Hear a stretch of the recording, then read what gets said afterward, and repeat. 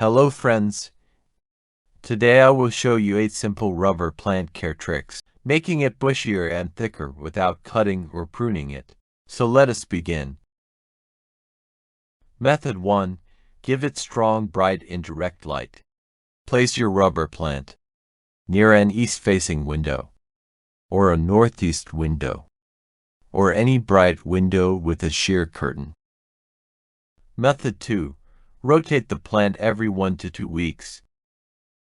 Rubber plants naturally lean toward the light. When only one side gets light, the stem bends and becomes uneven.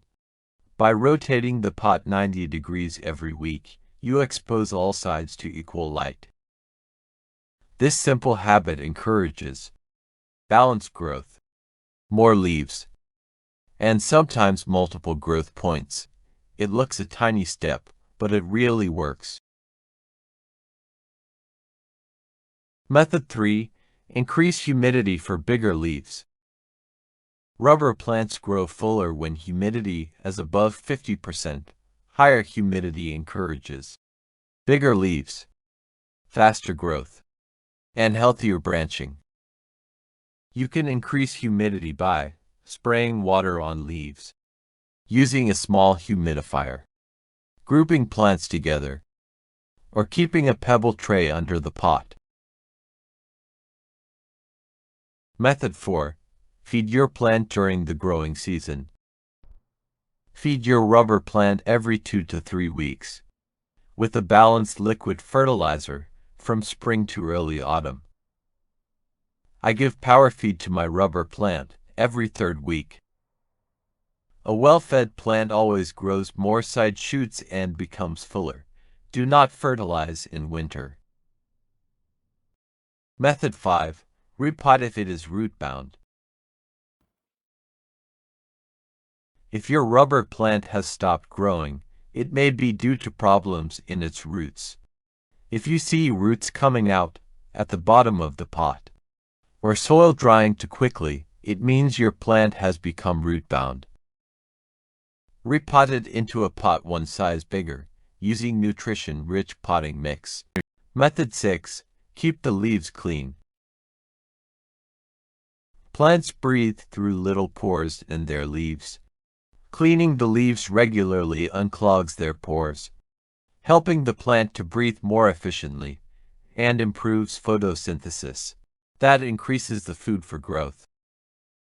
First, clean dust on both sides of the leaves with a soft cloth or dusting feather. Spray a dilute solution of neem oil, containing a few drops of dishwashing liquid soap, on both sides of the leaves. Then wipe and polish with a soft cloth. The neem oil can kill many insects and pests, like spider mites on the plant, in addition to shine the leaves. Method 7. The bending trick. This is the secret technique most people don't know about. It does not involve any pruning, yet it works well. The trick is to just gently bend the main stem at about 45 angle to the side, and secure it with a soft tie. Take care not to break the stem. This disrupts the growth hormone auxin at the tip, and the plant start waking up the side buds. Within a few weeks, you will see little bumps forming, new shoots popping out, and eventually 1 to 3 new branches. Method 8. Notching. Advanced but very effective. This method for branching is called notching. Notching is a simple technique where you make a very small cut on the stem to wake up a sleeping node and encourage a new branch to grow. How to do it step by step. Look for a healthy leaf node on the main stem.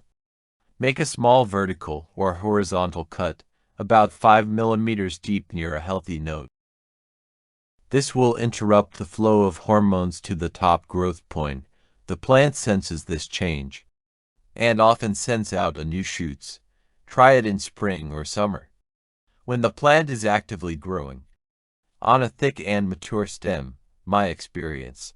I did this on my own rubber plant, and it really worked beautifully, branching out many new shoots. want. Faster or more controlled branching, notching is a powerful technique.